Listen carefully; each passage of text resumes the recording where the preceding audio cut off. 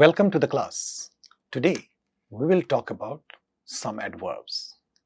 As you know, adverbs describe verbs.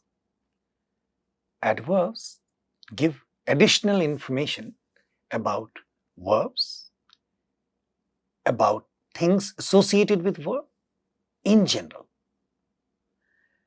We know a sentence has two parts, a subject and a predicate.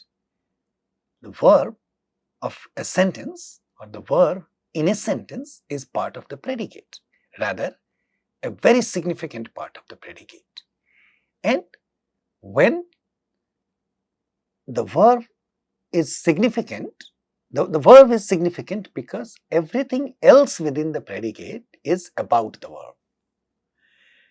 So if we take a sentence, John reads a book in the night with his friends after dinner.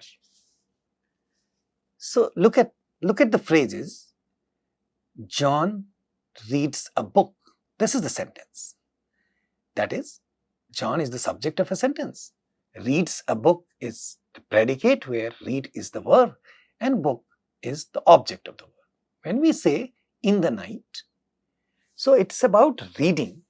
In the night gives information about reading. Therefore, it's an adverb. With his friends. Again, with his friends is talking about reading. Reading with his friends. After dinner. This information is also about reading because reading happens after dinner. So, all kinds of phrases that we add to the predicate, they are related to verb in one way or the other. Therefore, verbs are considered powerhouse of a sentence and most important part of a predicate. And adverbs describe verbs. As we know, prepositional phrases are adverbial in nature and adverbs. We know about these things. Now, at this point, so these are the important points about adverbs when we want to understand structural aspects of the language, and we want to know how our mind produces, how our mind processes input, how our mind processes the language so that we get equipped for yielding structural benefits. So when we understand how our mind processes these elements, they have direct yield for our language. That is, when we speak, they show up. This is a tested methodology, and for the purpose of accuracy, for the purpose of developing accuracy in the process of language, there is no alternative. As you know, as we have mentioned several times and repeat it again, accuracy is the foundation of confidence. Communicative competence is important because we want to develop our capacity to communicate with others. In addition, communicative competence can lead to communicative confidence only when we pursue accuracy. Without pursuing, and it's redundant to say, nonetheless I would like to underline, without accuracy, we do not develop confidence in what we have to speak about. And we don't win the audience without accuracy. I'm not talking about my belief, but the goal of learning cannot be removed. Accuracy cannot be removed from the goal of learning. And I stress the point that for the purpose of achieving accuracy, we need to look at structure of a sentence, structure of language, how elements are connected with one another in a sentence, in the given language, that is the target language. And when we look at how do we get structural accuracy and how do we become confident about accuracy in the sentence, naturally not by memorizing, not by simply practicing. Practice is an important aspect of achieving accuracy after a particular age in our life, but not by simply practicing. The key point to achieving accuracy is to look at how our mind processes language. Going through that yields accuracy, yields impact, dramatic impact on our accuracy. Just wanted to remind you about these parts. Now, all other adverbs that you have seen so far, they are related to structure. At this stage, we want to remind you, or we want to bring certain additional information for you, which are embedded within pragmatic competence. We develop pragmatic competence along with communicative competence and linguistic competence. It's not important here to debate which one comes first and which one comes later. What is important is all three, that is linguistic competence, which is a structure, communicative competence, our ability to use language in our communication, and pragmatic competence, that is our knowledge, our understanding of the context in which we use language, our effort in learning the patterns of uses in real world, in real society. These things are important.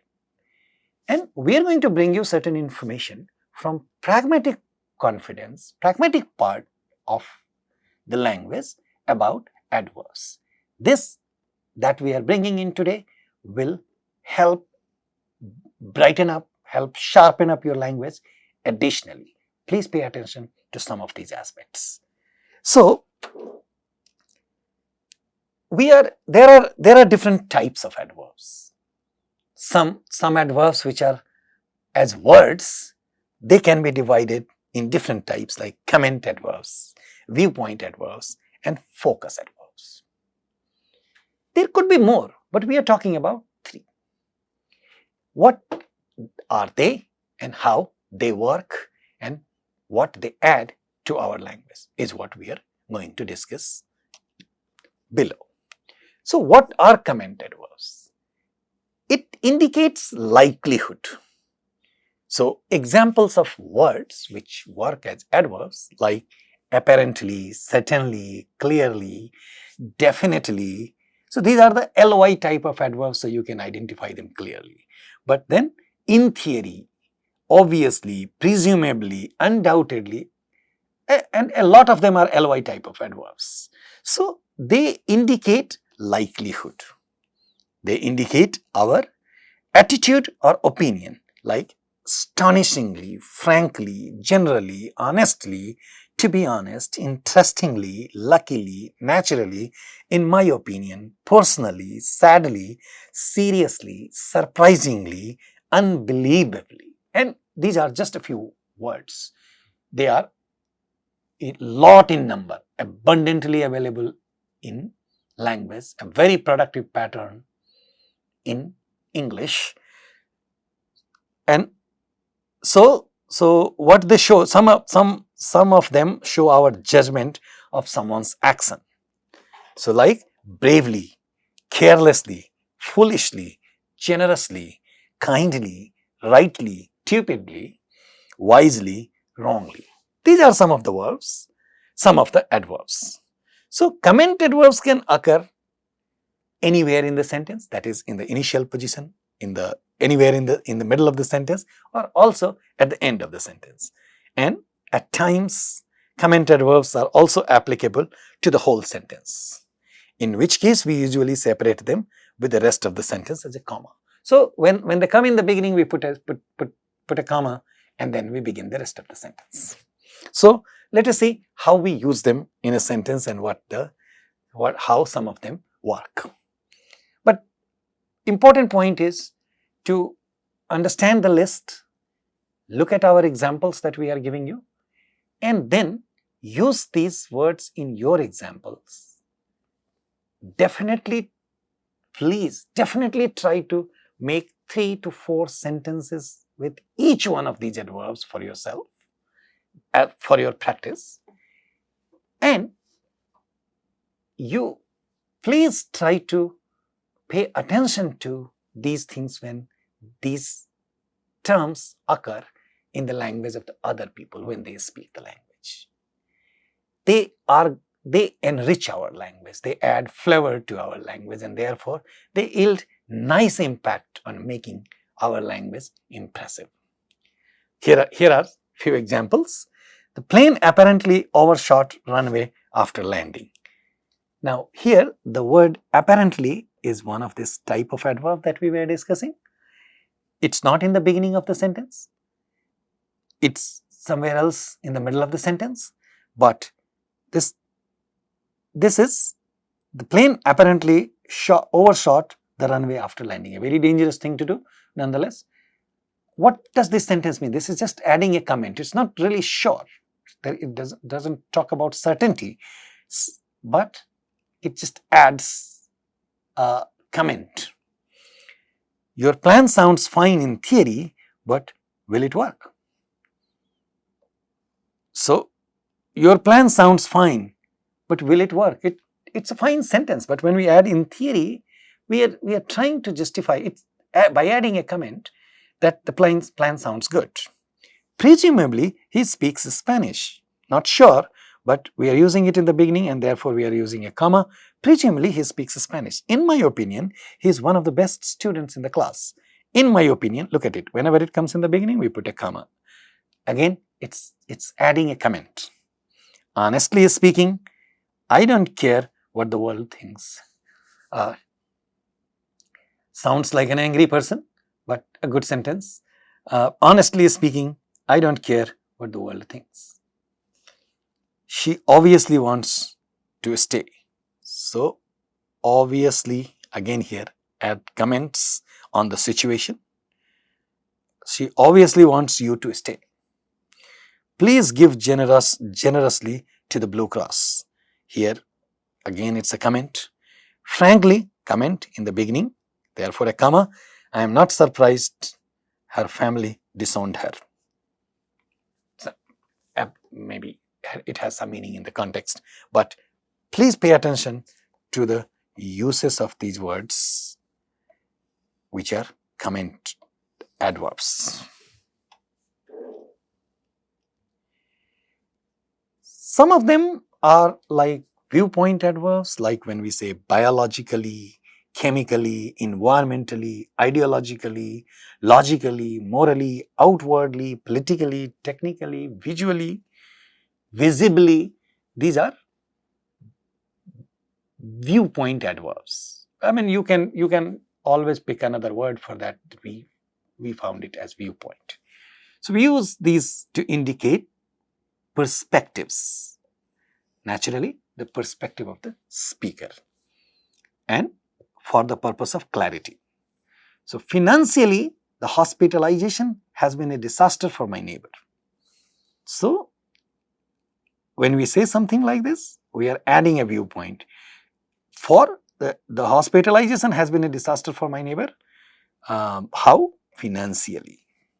The sisters might be alike physically, but they have to be different personalities. Again, this is a point of view adverb. And there are so many of them as I read the list for you. Again, I add my footnote here that please make several sentences just for the purpose of using them in your own sentences and see how they work. Try saying, don't make a random sentence. Try saying something that you would want to say and use these adverbs in those sentences. So when we use morally speaking and these phrases in political terms from technical point of view as far as environment is concerned, etc., they also become viewpoint adverbs. More examples are, what you did was not illegal but was morally wrong. So it adds again a viewpoint. Much of our behavior is biologically determined. This is a phrase from language learning also, but a good sentence in general. Outwardly, the couple appeared happy. So here is the adverb. Technically, the two countries are still at war. The he certainly was not politically inactive. Here we have two adverbs, certainly and politically. So these are viewpoint adverbs. Some words can be used as focus words or focus adverbs. So some of them are like even and only. And at this point, I do want to add a footnote here that the use of these words in our English, that is Indian English, is very different from how it is used in American English or British English. So we also need to pay that in mind. The position, that is position of these words for occurring in a sentence is sort of fixed in other terms. It has a completely different function in Indian English, and I am going to describe it from our perspective, from Indian English perspective. And this is one term where we can make a distinction between Indian English and American English or other varieties of English. Nonetheless, this is an important point for us to notice about our own language. So usually go in the middle of a sentence. That happens in Indian English, but not necessarily in other varieties of English. But if they refer to the subject, they may come before it. So basically, it's local. Its impact is local in Indian English. If it talks about the subject of the sentence, then it will precede the sentence, and I will show you some examples of that. So look at this. My brother has only brought some books. So here, only the scope of only is on bringing books. The scope of only is not on the previous part of the sentence, which means he did not get anything else. This is the important part. Anything else other than books.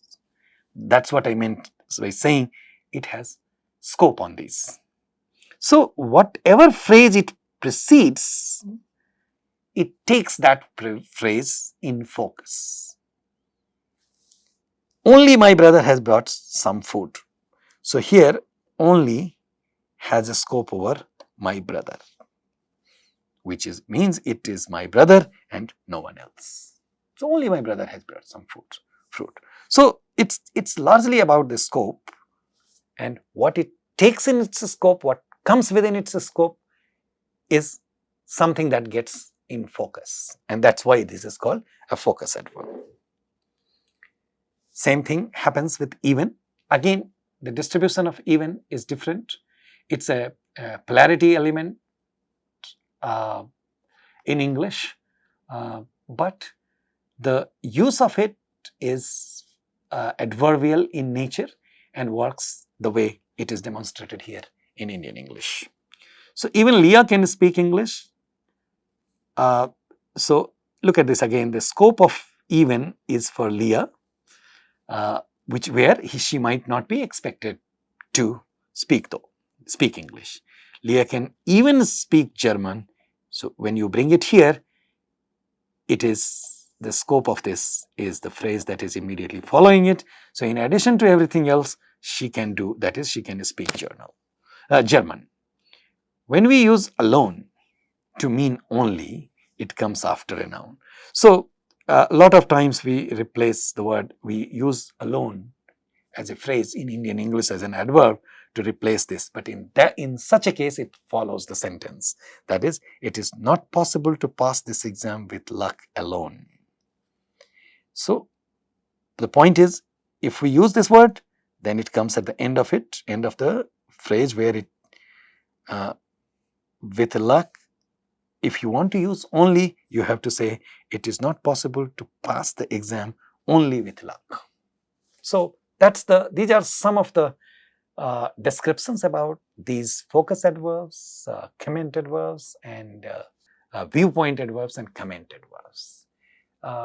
Please try to incorporate them. Please try to work with them, practice with them to make your writing and speaking more effective, more impressive. I am sure it works. Thank you so much. Until we bring something new next time. Bye-bye.